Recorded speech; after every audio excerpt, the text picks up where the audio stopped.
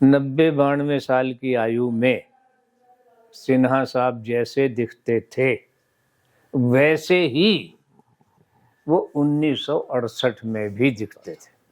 मित्रों, जैसा कि आपको ज्ञात ही है कि हम लगातार सबसे मिलकर डॉक्टर हिम्मत सिंह सिन्हा गुरुदेव जी के विषय में स्मृतियां इकट्ठा करने की कोशिश कर रहे हैं और आज इस कड़ी के अंतर्गत हम डॉक्टर लालचंद गुप्त मंगल जी के यहाँ पर हैं। आप हिंदी के साहित्य के एक प्रखर विद्वान रहे हैं और आपने हमेशा यानी कि वर्ष 1968 से लेके अब तक गुरुदेव के प्रति एक अनन्य शिष्य का भाव जिया है। तो आपसे आपके विषयों पर भी कभी हम बात करेंगे, पर फिलहाल गुरुदेव के विषय में हम पूरी बातचीत करना चाहेंगे कि उनके वो किस तरह से आंकते हैं, किस तरह से देखते हैं और किस तरह से डॉक्टर सिन्हा को याद किया जा सकता है, उनको याद करना क्यों जरूरी है। विकास जी, मेरा सिन्हा साहब से 1968 से संबंध है। मैं एक शोधार्थी के रूप में किसी ऐसे व्यक्तित्व की तलाश में था जो दार्शनिक गुत्थियां सुलझाने में जो है मेरी सहायता करे। तो किसी ने बताया कि भाई आप जो है वो सिन्हा साहब से संपर्क करें, उनकी शरण में जाएं तो शायद कुछ बात बन जाए। क्योंकि मैं अस्तित्ववाद और नई कहानी पर काम कर रहा था पीएचडी के लिए, और अस्तित्ववाद वो दर्शन है जो फ्रेंच और जर्मन भाषाओं से होता हुआ अंग्रेजी में आया और अंग्रेजी से हिंदी में आया। उसका मूल रूप क्या था, अनुवाद में क्या स्थिति बनी, उससे हिंदी में क्या आया, दार्शनिकों ने क्या समझा, साहित्यकारों ने क्या समझा, तो ये बड़ी समस्या थी मेरे सामने। तो उनसे संपर्क किया और पहली ही मुलाकात में उन्होंने मुझे गले लगा लिया। तो उन्होंने कहा, भाई घबराने की आवश्यकता नहीं है, जो सुविधा हो आप जो है मेरे पास आ जाया करें। तो मैं तब वो शहर में रहते थे, लाला मुल्क राम सराफ के मकान में किराएदार थे। तो लगभग हर दिन हर शाम को मैं उनके यहाँ होता था। वो दिन और आज का दिन, सिन्हा साहब के अंतिम क्षणों तक किसी न किसी रूप में कहीं ना कहीं उनसे निरंतर संपर्क जो हो बना रहा। तो यही रूप उनका जो है ना, मैं जीवन भर पिछले 54-55 सालों में यही रूप सहायता करने का, आगे बढ़कर गले लगाने का, दूसरे को की समस्याओं को सुलझाने का, ज्ञान बांटने का, भारतीय संस्कृति और सभ्यता का प्रचार प्रसार करने का, ये उनका रूप निरंतर निरंतर बना रहा।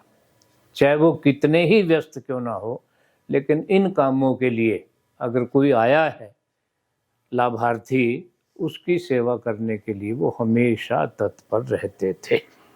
और उसका कारण क्या था? दार्शनिक तो वो थे ही, दर्शन विशेषज्ञ तो वो थे ही, इसके अतिरिक्त भारतीय संस्कृति, भारतीय सभ्यता, अध्यात्म, भक्ति, धर्म और दर्शन के भी वो उसी स्तर के जो हो ज्ञाता थे। यही कारण है कि उनके यहाँ आया हुआ कोई भी व्यक्ति निराश नहीं लौटता था। तो जैसे आजकल हम गुरुदेव को देखते हैं, तो उस समय मतलब अगर आप बाहरी आप देखें तो किस तरह के दिखने में होते थे, क्या उनका रहता था? 90-92 साल की आयु में सिन्हा साहब जैसे दिखते थे वैसे ही वो 1968 में भी दिखते थे। उनका बाह्य रूपाकार बिल्कुल 1968 में भी वही था। वही जो है वो नील दिया हुआ कुर्ता पजामा खद्दर का, वही सफ़ेद उनके बाल, वही ललाट पर जो है उनका आभा प्रभामंडल, और वही उनकी बोलने की शक्ति। इन दिनों भी आप आश्चर्य करेंगे, हालांकि हम में और उनमें जो है वो लगभग 20 साल की आयु का वो अंतर है, हम कई बार बात करते करते कोई उदाहरण भूल जाते हैं, अटक जाते हैं कि भी उसने क्या कहा था कोई कोट। लेकिन सिन्हा साहब की ये विशेषता रही कि कभी भी नहीं भूलते।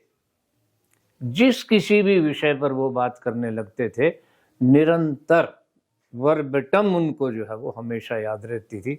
इतनी जो है उनकी स्मरण शक्ति थी और इतनी एक तरह से जो है वो ज्ञान को पचाने की सहन शक्ति थी। वही व्यक्तित्व उनका जो है आज भी निरंतर, आप किसी से भी पूछेंगे, सिन्हा साहब का यही रूप आपको दिखाई देगा। बड़ी मुश्किल से सर्दियों में जो कहीं दिसंबर जनवरी में कोई कपड़े के जूते जुराबें पहन लियो तो पहन लियो, नहीं तो वही चप्पल, वही कुर्ता, वही पजामा। यही व्यक्तित्व उनका जो है हर एक के दिमाग में जो यही छाया हुआ है। जी। अच्छा, क्योंकि 68 से लेके अब तक का सफर रहा तो एक बहुत लंबा सफर रहा। हाँ। तो आपको बहुत सारी स्मृतियां रही होंगी, उनकी बहुत सारी मौकों पे कही हुई बातें याद होंगी। तो ऐसी कुछ घटनाओं का जिक्र करें शुरू से लेके अब तक, कुछ आपको याद हाँ, आती हो। 1968 से लेकर के, क्योंकि मैं रिसर्च स्कॉलर था हिंदी डिपार्टमेंट में और वो फिलॉसफी डिपार्टमेंट में जो प्राध्यापक थे, तो निरंतर जो है नंबर एक, वो एक आदर्श अध्यापक नेता रहे हैं। अध्यापक के साथ अगर कोई जोर जबरदस्ती हो रही है और उन्हें लगता है कि प्रशासन जो है उनके साथ अन्याय कर रहा है और कोई साथ दे या न दे, सिन्हा साहब जो है वो निस्वार्थ भाव से और किसी भी सीमा तक जाकर, भले ही अनशन पर बैठना हो, भले ही प्रशासन से मिलना हो, भले ही चंडीगढ़ जाकर के अधिकारियों से मिलना हो, अन्याय के विरुद्ध, अध्यापक की गरिमा के पक्ष में सिन्हा साहब जो हमेशा खड़े रहते थे। एक बात तो जो है वो आप ये जो है वो नोट करें। दूसरा, वे कभी भी कक्षा में जो है अनुपस्थित नहीं रहे। विद्यार्थियों से निरंतर संपर्क, कक्षा में नियमित रूप से जो है वो रहना और शिक्षा के अतिरिक्त भी, प्राध्यापन के अतिरिक्त भी अगर विद्यार्थियों की कोई और सहायता करने की आवश्यकता पड़ती है तो सिन्हा साहब अपनी जेब से पैसे देकर के भी जो है वो विद्यार्थियों की जो हमेशा सहायता करते देखे गए हैं। और जो लोग उनको निकट से जानते हैं वो ये जानते हैं कि सिन्हा साहब के घर जब आप जाएंगे तो वो स्वयं तो एक थोड़ी सी जगह में तख्त पर और उस पर जो है वो अपनी जगह लिए बैठे हैं, उनके घर में 5, 7, 10 बच्चे जिनका कोई नहीं है, वो सिन्हा साहब के यहाँ खाते पीते, नहाते धोते, पलते बढ़ते आपको जो है दिखाई देंगे। तो ऐसे वट वृक्ष जिनकी छाया में जो है वो बहुत सारे लोग पले हैं, ये सिन्हा साहब की एक बहुत बड़ी विशेषता रही है। एक और बात आपको याद दिलाऊं, अच्छा खासा हिंदी विभाग था कुरुक्षेत्र विश्वविद्यालय में। हमारा कुरुक्षेत्र जो है वो एक तरह से जो ब्राह्मण प्रभुत्व वाला समाज रहा है। एक से एक पंडित जो है वो कुरुक्षेत्र ने दिए हैं। हिंदी के प्रति, मातृभाषा के प्रति, राष्ट्रभाषा के प्रति जितना समर्पण सिन्हा साहब का था, हिंदी विभाग का उससे कोई लेना देना नहीं था। चाहे आर्य समाज ने हिंदी के पक्ष में सम्मेलन आंदोलन चलाया हो, चाहे कोई और संस्था हिंदी को लेकर के जो अगर खड़ी हुई है, लगता था कहीं कि बिना सिन्हा साहब के हिंदी की आवाज़ सुनने सुनाने वाला कोई नहीं है। अकेले सिन्हा साहब थे जिन्होंने कुरुक्षेत्र के पत्रकारों को साथ लिया, एक संस्था का गठन किया और हिंदी के पक्ष में निरंतर जो है आवाज़ उठाई, ताकि हरियाणा का जो हिंदी भाषी राज्य की जो परिकल्पना है वो निरंतर और निरंतर साकार होती रहे। तो हिंदी विभाग से अधिक, हिंदी विभाग को अगर मैं कहूँ कि शायद उन्होंने हिंदी के पक्ष में कोई काम नहीं किया उन दिनों, सिन्हा साहब अकेले थे जो राष्ट्रभाषा में राष्ट्र प्रेम देखते थे वसुधैव कुटुंबकम देखते थे। ये उनकी बहुत बड़ी विशेषता रही है। एक और बात मुझे रह रह करके याद आती है, वो ये कि सिन्हा साहब जो है अजात शत्रु थे। कोई भी व्यक्ति आपको नहीं मिलेगा जो उनके किसी ऐसे गुण की ओर, ऐसी विशेषता की ओर, ऐसी प्रवृत्ति की ओर संकेत करने में समर्थ हो कि जी ये बात यूं थी। अजात शत्रु, हर एक की सहायता करना, हर एक के लिए आगे बढ़ करके उसका हाथ पकड़ना, उसका गुणानुवाद करना। कभी मैंने उनको जीवन में जो है किसी की बुराई करते नहीं सुना। जो ही आप सामने पड़ेंगे तत्काल बस आपकी प्रशंसा जो है वो करनी शुरू कर देंगे। आप यूं हैं, आप यूं हैं, आप यूं हैं, आप यूं हैं, तो आप जो है वो गदगद हो जाएंगे। उनका स्नेह मिलेगा, उनका आशीर्वाद मिलेगा। तो ये उनके व्यक्तित्व की जो है बहुत बड़ी विशेषता थी जी। उनके पढ़ने लिखने को लेकर के भी जो है वो मैं चूँकि काफ़ी निकट से देखा है, तो देखिए फिलॉसफी के तो वो व्यक्ति थे ही। बाद में हो सकता है प्रारंभ में रहे हों, हमारी जानकारी में नहीं है, लेकिन सेवा में रहते रहते रामचरितमानस केंद्रित उन्होंने जो है परिषद जो है वो बना रखी थी, स्वांतः सुखाय, और उसके अंतर्गत वो रामायण का अखंड पाठ करते थे। सुंदरकांड का पाठ तो जो पिछले दिनों तक वो करते रहे हैं। और उसमें मज़े की बात ये है कि किसी तरह की कोई डिमांड नहीं। अगर किसी ने जो है वो मानस पर आरती के समय 11 रुपये चढ़ा दिए हैं किसी श्रद्धालु ने, तो वो भी स्वीकार्य है। अगर किसी ने 1100 चढ़ा दिए हैं तो वो भी स्वीकार्य है। कारण अपने लिए तो उन्होंने कुछ खर्च करना था ही नहीं। जो परिवार उनका जो पल रहा है, जो अनाथ बच्चे या दूसरे बच्चे जो बेसहारा बच्चे जो पल रहे हैं, या किसी संस्था के लिए जो उन्होंने देना है, उन्होंने साथ के साथ जो है उसको बांट देना। क्योंकि उनके पास तो 2 जोड़ी कपड़े थे, एक धो लिए और एक पहन लिए, और साहित्य सेवा और दर्शन की सेवा और समाज की सेवा और शिक्षा के क्षेत्र में निरंतर जो है वो आगे बढ़ने की प्रवृत्ति। तो ये बहुत बड़ी बात थी उनके व्यक्तित्व में। और आजीवन ये व्रत जो है उन्होंने नहीं छोड़ा राम कथा के माध्यम से। केवल ऐसा नहीं है कि प्रोफेशनल की तरह से जो राम कथा करते थे, वो राम कथा करते थे संस्कार देने के लिए। वो राम कथा करते थे हमारे दुर्गुणों पर चोट करने के लिए। वो राम कथा करते थे समाज को संस्कारशील करने के लिए। वो राम कथा करते थे हमें अपने अतीत से जो है वो जोड़ने के लिए।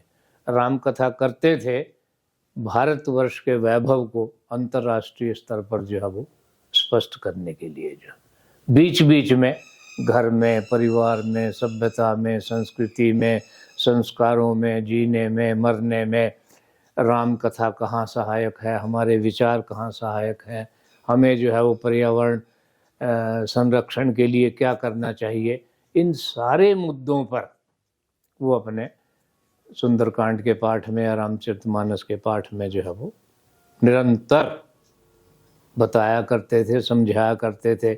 उसके लिए चाहे जो है वो हंसी करनी पड़े, मजाक करना पड़े, कोई कथा सुनानी पड़े, कोई प्रकरण सुनाना पड़े, उसके माध्यम से वो समाज को संस्कारित करने का काम जो है निरंतर करते रहे। फिर भारतीय संस्कृति हो, अध्यात्म हो, फिलॉसफी तो एक है ही, सगुण निर्गुण की बात हो, ठीक है जी, सभ्यता और असभ्यता की बात हो, पूर्व और पश्चिम की बात हो, कहीं तुलनात्मक स्थिति हो, मैंने ऐसा आशु वक्ता अपने जीवन में नहीं देखा। बस आप उंगली लगा दीजिए और सिन्हा साहब बोलना शुरू। राष्ट्रभाषा हिंदी पर बोल रहे हैं तो वहाँ कोई धारा प्रवाह चल रहा है काम जो है। इधर भगवत गीता की बात हो रही है तो भगवत गीता में से जो है वो सोद्धरण अपनी बातें जो है स्पष्ट कर रहे हैं। किसी और महाभारत के ग्रंथ को लेकर के, किसी पुराण को लेकर के, किसी वेद को लेकर के, उपनिषद को लेकर के, निरंतर निरंतर। और ये तभी वही व्यक्ति कर सकता है जिसने जो है वो अपार अगाध ज्ञान जो है अर्जित कर रखा हो।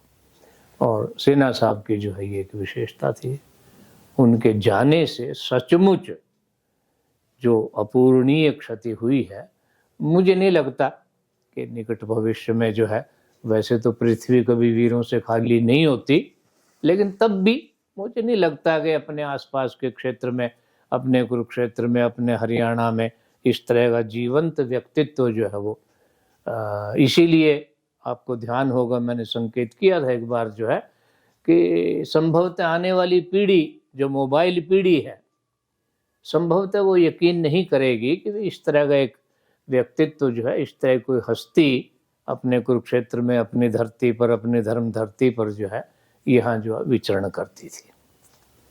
एक और बात सिन्हा की वो ये कि सबका साथ सबका विकास की जो भावना है वो वहाँ निहित थी जहाँ कोई जातिवाद नहीं था। जाति विशेष के व्यक्ति को ही गले लगाना है, या तथाकथित उच्च कुल के किसी व्यक्ति को, या उच्च वर्ण या उच्च वर्ग के व्यक्ति को गले लगाना है, ऐसा भी नहीं है। जो कोई भी व्यक्ति जो है नीडी है, जिसे भी सिन्हा साहब की जरूरत है, उसके लिए सिन्हा साहब जो हमेशा रहे, तैयार रहे।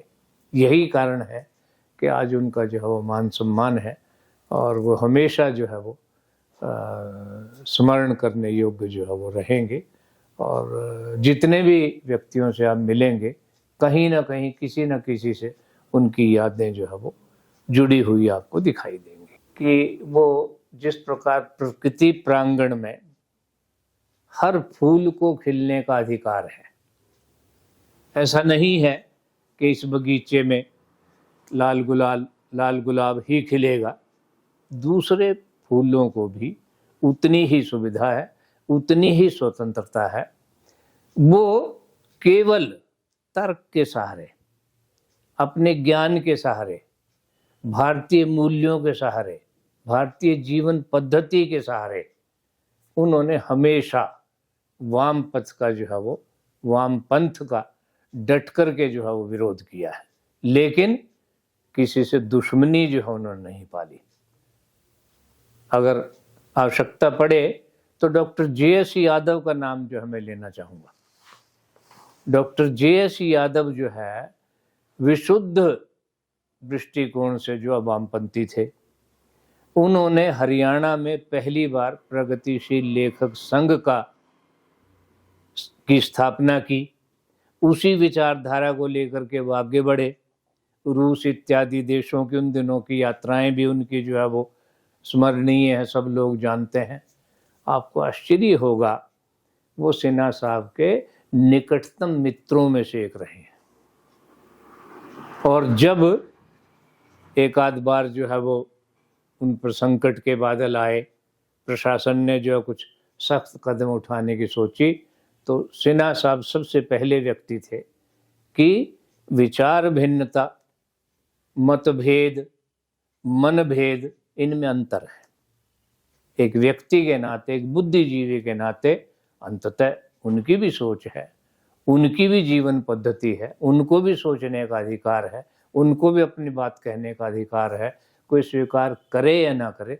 लेकिन मुझे कोई ऐसा दृश्य याद नहीं आ रहा है कि जहां सिन्हा साहब जो है अपने प्रतिपक्षी के सामने जो है वो लड़ने की मुद्रा में जो है खड़े हुए हों। ठीक है, आपकी अपनी विचारधारा है, मेरी अपनी विचारधारा है।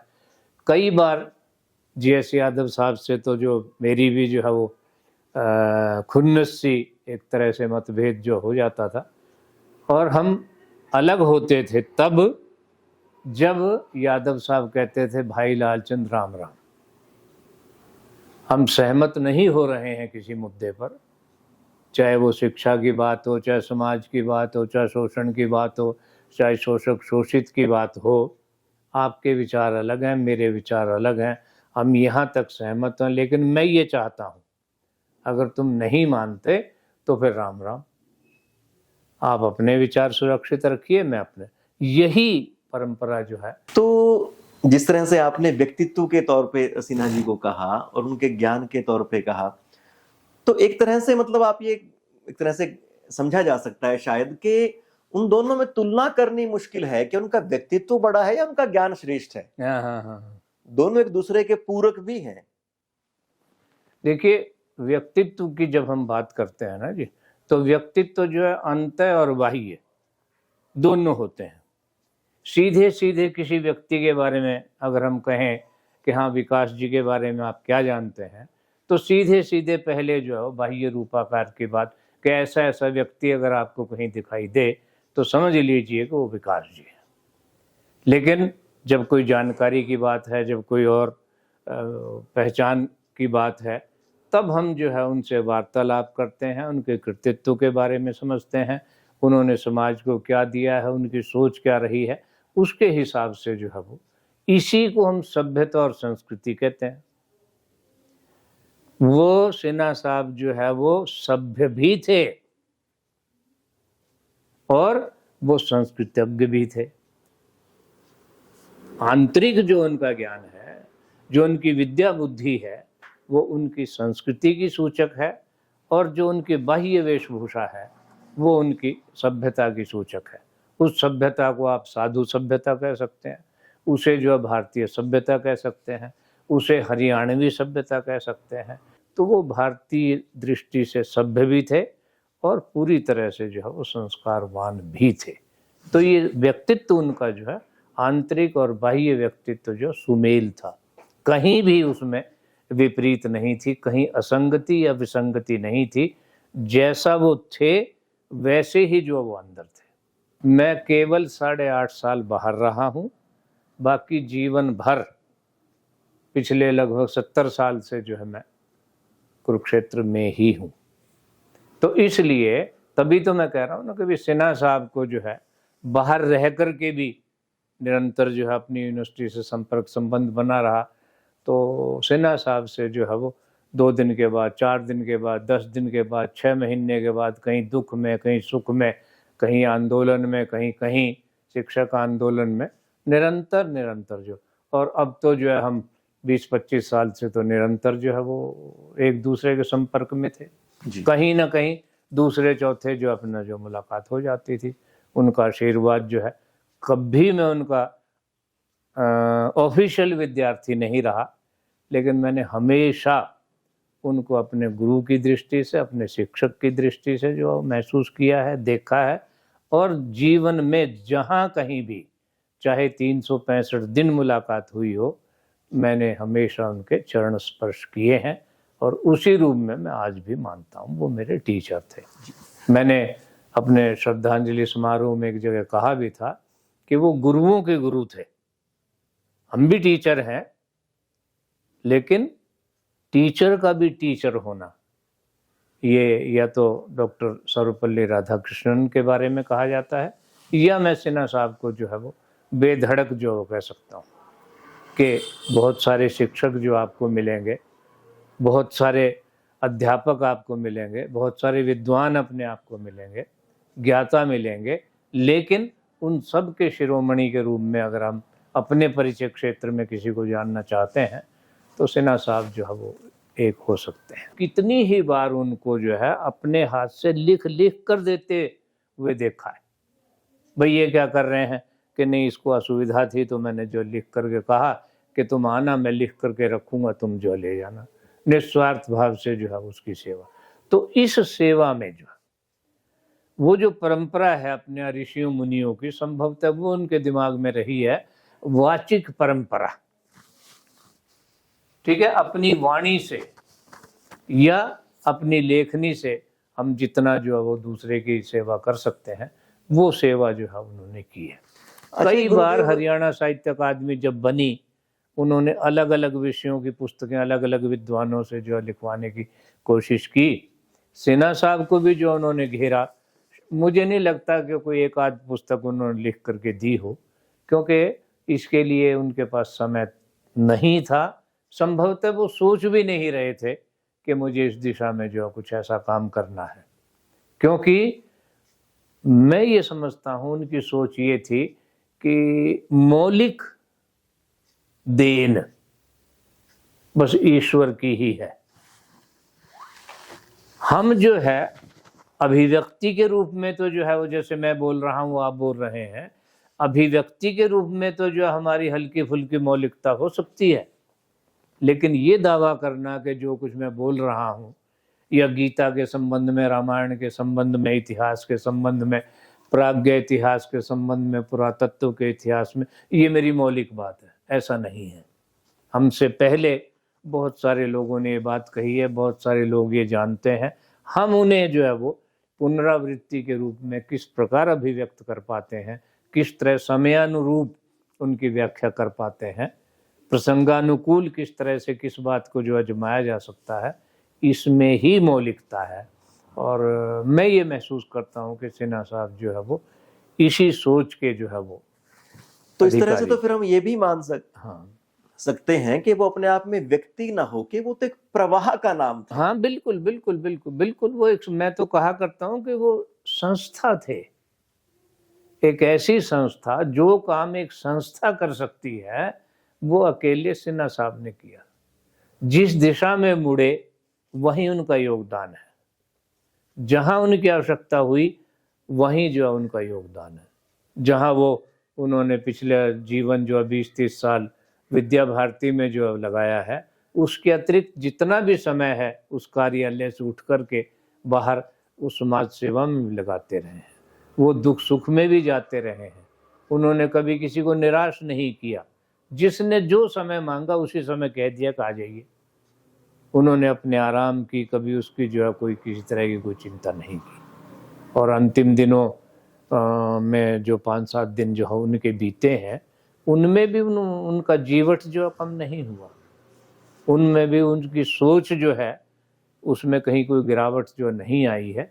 वो निरंतर सोचते रहे और क्या रह गया है या क्या रह जाएगा उसके बारे में कोई लिखित भी जो वो छोड़ करके जो गए हैं। तो इसलिए वो अपने आप में एक संपूर्ण व्यक्तित्व थे। संपूर्ण व्यक्तित्व, संपूर्ण हमारे यहाँ अदृश्य शक्ति को कहा जाता है, ब्रह्म को, ईश्वर को कहा जाता है, अज्ञात सत्ता को कहा जाता है। लेकिन सिन्हा साहब में वो सारी की सारी वृत्तियां, सारी की सारी प्रवृत्तियां, सारे गुण पूंजीभूत रूप में जो सुरक्षित थे। ये मैं पिछले 54-55 साल के संबंधों के आधार पर कह सकता हूँ। अच्छा गुरुदेव, ये तो आपने सिन्हा जी का एक सामाजिक रूप में, एक साझे व्यक्ति के रूप में रेखांकन किया, जी, उनके जी। जाने को याद किया। हाँ। आप व्यक्तिगत तौर पे उनके जाने को अपनी किस तरह से क्षति देखते हैं? मैं ये महसूस करता हूँ कि सृष्टि का एक नियम है आवागमन, और अक्सर ये भी कहा करता हूं कि जितनी चाबी भरी राम ने उतना चले खिलौना। सिन्हा साहब चूंकि जो लगभग शतायु होकर के गए हैं, अब हम जो है वो अधिक की अपेक्षा भी जो है वो भारतीय संदर्भों में नहीं कर सकते। आयु भी अपनी पूरी करके गए हैं। तब भी ये जानते हुए भी कि अंततः व्यक्ति को जाना ही है, ये जानते हुए भी जितने लोग सिन्हा साहब को जानते हैं महसूस करते रहेंगे कि सिन्हा साहब का जाना एक अपूरणीय क्षति है भारतीय समाज के लिए, हमारी संस्कृति के लिए, हमारी सभ्यता के लिए, हमारी ज्ञान साधना के लिए, हमारी साहित्य साधना के लिए, एक व्यक्ति होने के नाते, एक उदार व्यक्ति होने के नाते, एक अजात शत्रु होने के नाते। तो सिन्हा साहब को मैं हमेशा याद करता रहूँगा, हमेशा। जब भी कभी अवसर मिला है, जब भी किसी तरह का कोई संकट आया है, कहाँ जाएं? हम भी बालक ही हैं, हम भी विद्यार्थी ही हैं। आज भी कोशिश करते हैं कि 5-7 घंटे मेज कुर्सी पर जो बिताए जाएं, लेकिन साहित्य की, दर्शन की जो समस्याएं, मेरे पास एक ही व्यक्ति था हिम्मत सिंह सिन्हा। उनको फ़ोन किया, हाँ मंगला जी, मगा हाँ जी। मैंने कहा सर ऐसे ऐसे करके बात है कि ये है। 1 मिनट में जो है उन्होंने समस्या का समाधान, अगर मेरी कहीं आवश्यकता वो महसूस कर रहे हैं तो वो संदर्भ दिया करते थे कि इस काम के लिए आप मेरा नाम लेके मंगला जी से जो आप मिल लें। तो हमारा जो बहुत ही आपस में बड़ा निकट का, बहुत प्यार का जो है रिश्ता रहा है। उनका स्नेह जो है मुझे निरंतर जो मिलता रहा है। भले ही वो फिलॉसफी के डिपार्टमेंट में रहे हों, मैं हिंदी में रहा हूँ, लेकिन उससे जो हमारे संबंधों में जो कभी कोई अंतर नहीं आया। देखिए, सिन्हा साहब की स्मृति को चिरस्थायी बनाने का एक ही उद्देश्य है और होना चाहिए कि जिन मूल्यों के लिए वो जिए, आने वाली पीढ़ी, समकालीन पीढ़ी, भविष्यत पीढ़ी जो है, आप कौन हैं? आप हिम्मत सिंह सिन्हा हैं। आपकी स्मृति को स्थायी क्यों किया गया है, ये प्रश्न स्वाभाविक उठता है हमारे मन में जो है। तो वहाँ जो है ये बताया जा सकता है कि ये व्यक्तित्व ऐसा है, ये समाज सुधारक भी रहा है, ये दिशा बोधक भी रहा है, ये एक बड़ा साहित्यकार भी रहा है, एक दार्शनिक भी रहा है, भारतीय मूल्यों का प्रतिनिधि भी रहा है, भारतीय संस्कृति और सभ्यता का उन्नायक भी रहा है। इसलिए उनकी स्मृति को स्थायी करना बहुत आवश्यक है। और इसके लिए कुरुक्षेत्र विश्वविद्यालय को, दर्शन विभाग को, सदाचार स्थल वालों को, कुरुक्षेत्र विकास बोर्ड को, स्थानीय एमएलए को, हरियाणा सरकार को, उर्दू अकादमी को,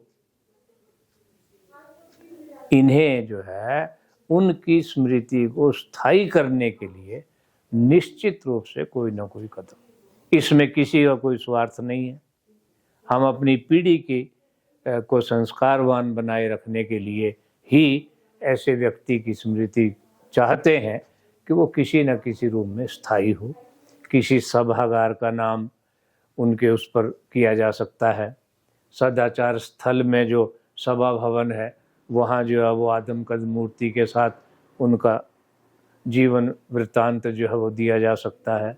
किसी सड़क का नाम अगर गुलजारीलाल नंदा मार्ग है तो कहीं ना कहीं जो है वो हिम्मत सिंह सिन्हा मार्ग भी जो है किया जा सकता है।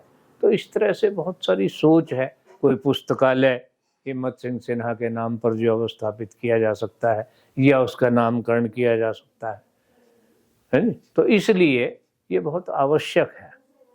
तो कोशिश रहेगी कि जिस किसी भी स्तर पर जो है वो चर्चा परिचर्चा होगी तो हम कोशिश करेंगे कि उनकी, क्योंकि हर किसी की स्मृति तो जो है स्थायी नहीं हो सकती और वो हर कोई अपनी स्मृति को स्थायी करवाने के लिए जो है वो पात्र भी नहीं होता।